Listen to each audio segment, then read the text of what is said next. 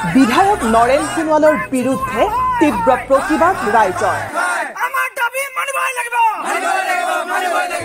জৰাজীৰ্ণ অৱস্থাত উষাপুৰ বৰবাম গাঁও আৰু পদুমণি গাঁৱৰ একমাত্ৰ দলং। বহু আবেদন নিবেদন কৰাৰ পাছতো বিধায়ক নৰেন সোণোৱালে কোনো পদক্ষেপ নোলোৱাৰ অভিযোগ স্থানীয় ৰাইজৰ।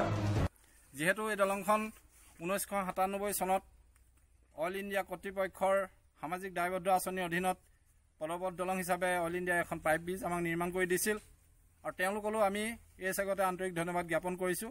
যিহেতু তেখেতসকলৰ বাবে আজি আমি ইমান দিনে এই দলংখনে অহা যোৱা কৰি পাৰিলোঁ। কিন্তু দুখৰ বিষয়ে এই দলংখনৰ আজি যিটো দুৰৱস্থা হৈছে, এই দলংখনে এতিয়া জনসাধাৰণ পাৰাপাৰ হোৱাটো অতি বিপদজনক হৈছে। আপোনালোকে দেখিবলৈ পাইছে যে দলংখনৰ মাজৰ অংশতে পাইপ ভাগি তললৈ বহি গৈছে।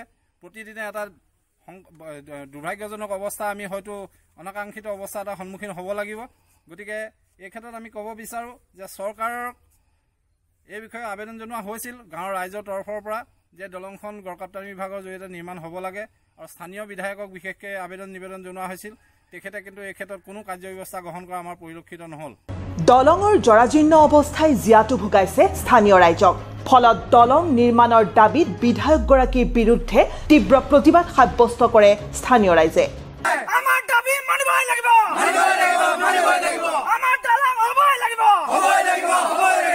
বিধায়ক নৰেন সোণোৱালৰ বিৰুদ্ধে বিভিন্ন শ্লোগানেৰে প্ৰতিবাদ সাব্যস্ত কৰে ৰাইজে। অতি শীঘ্ৰে দলংখনৰ লগতে পথসমূহ নিৰ্মাণ নকৰিলে বিধায়ক নৰেন সোণোৱালৰ বিৰুদ্ধে তীব্ৰ প্ৰতিবাদ সাব্যস্ত কৰিব বুলিও মন্তব্য কৰে স্থানীয় ৰাইজে। বৰ্তমান আমাৰ বিধায়ক নৰেন সোণোৱাল ডাঙৰীয়া তেখেতে এই ৰাস্তাৰ প্ৰতি হওক, দলঙৰ প্ৰতি হওক বা আমাৰ গাঁওখনৰ প্ৰতি কোনো দায়বদ্ধ নাই তেখেতক মাত্ৰ ভোট লাগে, ভোটৰ অংকৰ বাবে আহে আৰু গুচি যায়। আজিলৈকে দলং হৈ নুঠিল দলং হিচাপে।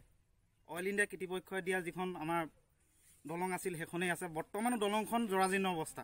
তাতকৈ দুখৰ বিষয় এই দলংখনেদি স্কুলীয়া ল'ৰা ছোৱালী অহা যোৱা কৰে।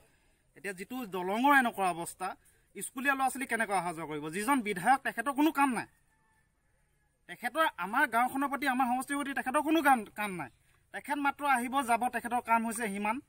আৰু দলংখনৰ অৱস্থা দেখিছে আপোনালোকে, একেবাৰে বিপদজনক অৱস্থা। আজি পৰ্যন্ত তেখেতৰ গা নলৰিল। তেখেতৰ কাৰ্যকালত কৈছিলে যে তেখেতৰ কাৰ্যকালত বৰ্তমান দলং হৈ উঠিব, কিন্তু আজি পৰ্যন্ত তেখেতৰ কাৰ্যকালত দলং হৈ নুঠিল। তো ইয়াতকৈ আৰু ডাঙৰ দুখ লগাৰ বিষয় একো হ'ব নোৱাৰে। Bureau report, the horizon.